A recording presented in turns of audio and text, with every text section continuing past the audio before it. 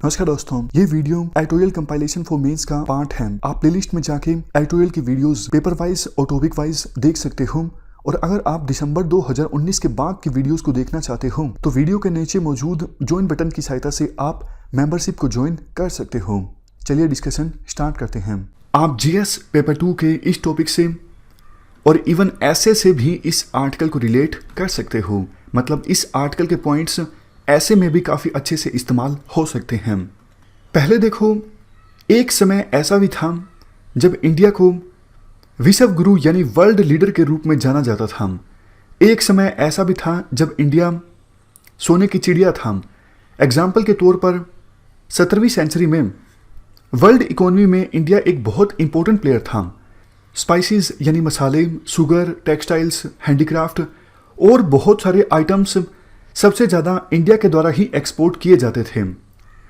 India one of first countries था जहां पर मनी बेस्ड ट्रेड स्टार्ट हुआ।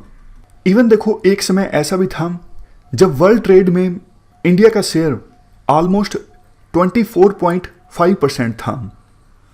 वर्ल्ड ट्रेड में जितना इंडिया का शेयर था उतना तो देखो पूरे यूरोपियन कॉन्टिनेंट का नहीं था। सोच के देखिए कितनी बड़ी पावर इंडिया था। लेकिन बार बार इंडिया पर आक्रमण हुए।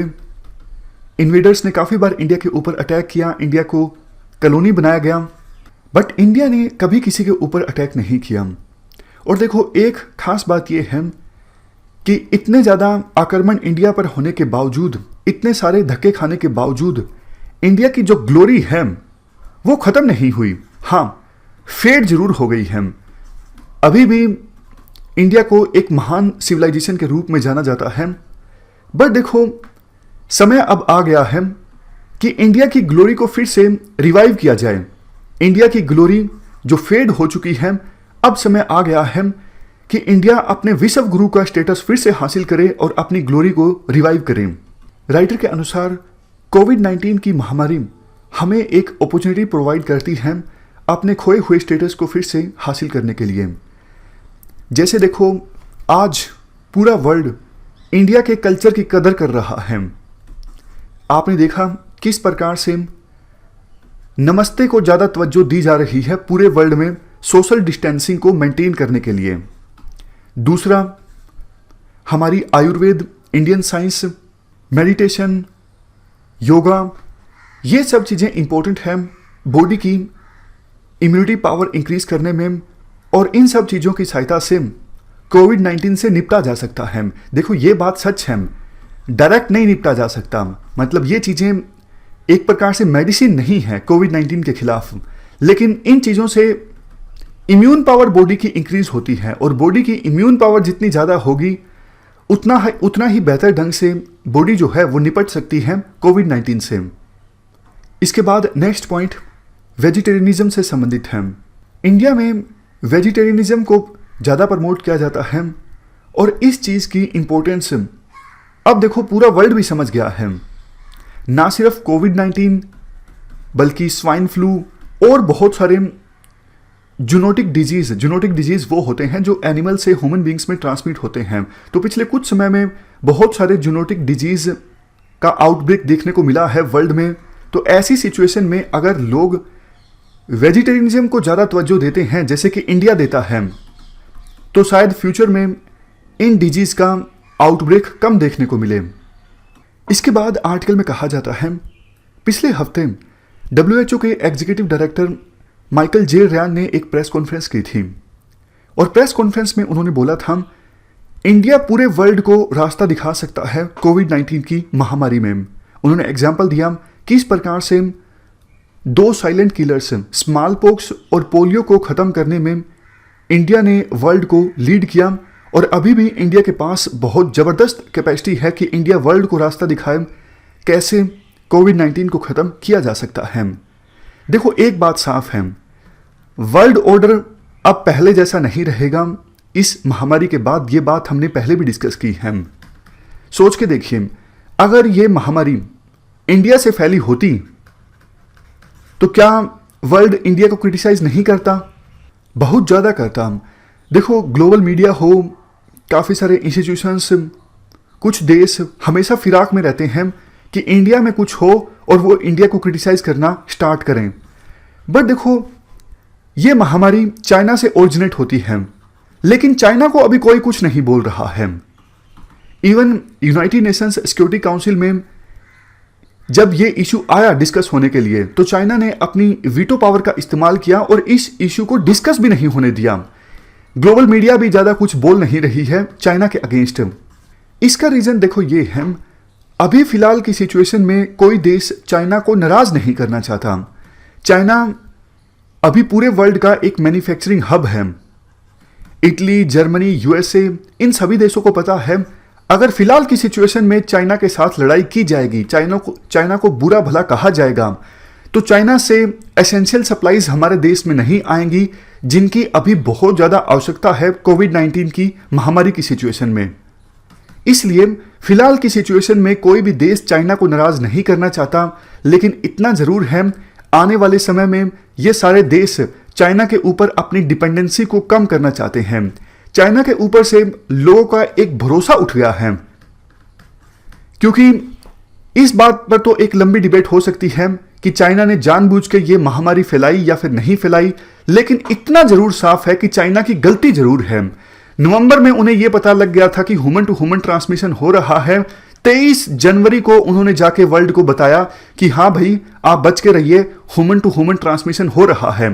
क्या बच के रहे? 23 जनवरी से पहले तो वुहान से न जाने कितनी फ्लाइट्स वर्ल्ड के वेरियस हिस्सों में जा चुकी थी। तो सारी फ्लाइट्स जब जा चुकी थी वुहान से वर्ल्ड के दूसरे हिस्सों में, तब जाके आपने बताया कि ह्यूमन टू ह्यूमन ट्रांसमिशन हो रहा है। तो वर्ल्ड को मौका ही नहीं मिला संभलने का। तो इस पॉइंट का एसेंस देखो ये है कि आने वाले समय में वर्ल्ड ऑर्डर चेंज होगा। विभिन्न जो देश हैं वो चाइना के साथ अपना व्यापार कम करेंगे, और अभी चाइना जो ग्लोबल मैन्युफैक्चरिंग हब है, चाइना से ये स्टेटस धीरे धीरे जा सकता है। तो इंडिया के पास एक मौका है राइज एंड शाइन का। इसके लिए इंडिया को क्या करना होगा? देखो, इंडिया को कुछ चीजों पर ध्यान देना होगा जिन्हें इंडिया अभी अच्छे ढंग से इंप्लीमेंट नहीं कर पाया है, जैसे make in India. Make in India को अच्छे से इंप्लीमेंट करने की सरकार ने कोशिश तो की है, बट इसका ज्यादा फायदा अभी नहीं हो सका है। तो अब देखो, चाइना से विभिन्न देश व्यापार करना अगर कम करेंगे तो इंडिया के पास एक बार फिर से अपॉर्चुनिटी है कि अपने मेक इन इंडिया प्रोग्राम को बूस्ट किया जाए, ताकि चाइना से चीजें खरीदने के बजाय विभिन्न देश इंडिया पे भरोसा कर सकें, इंडिया से चीजें खरीद सकें। समझ गए? तो मतलब एक चाइना के अगेंस्ट एक अल्टरनेटिव के रूप में इंडिया इमर्ज हो सकता है वर्ल्ड के विभिन्न देशों के लिए। अगर देखो हम चाइना और इंडिया को आपस में कंपेयर करें, तो जो एडवांटेजेस चाइना के पास हैं वो सारे एडवांटेजेस तो इंडिया के पास भी हैं। जैसे इंडिया के पास ज्योग्राफिकल स्ट्रेंथ है, अच्छा खासा लैंड एरिया है हमारे पास, हालांकि चाइना के बराबर नहीं है। हमारे पास सस्ती लेबर है, हमारे पास चाइना की तरह कैपेसिटी भी है, इंटेलिजेंस भी है।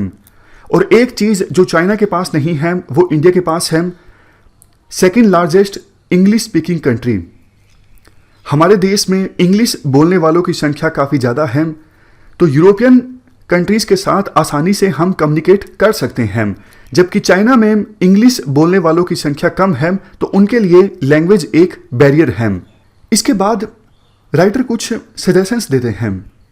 राइटर कहते हैं, अगर देखो इंडिया को अपने मैन्युफैक्चरिंग सेक्टर को बूस्ट करना है, अगर इंडिया चाहता है कि ग्लोबल सप्लाई चेन्स में जो गैप आएगा उसे फिल किया जाए, तो इंडिया को काफ़ी सारे स्टेप्स उठाने की आवश्यकता है। सबसे पहला स्टेप, एमएसएमईज और स्टार्टअप के ऊपर कंप्लायंस बर्डन काफ़ी ज़्यादा है फिलहाल। कंप्लायंस बर्डन मतलब उनको देखो बहुत सारे रूल्स का पालन करना पड़ता है, इस वजह से उनकी एफिशिएंसी कम हो जाती है।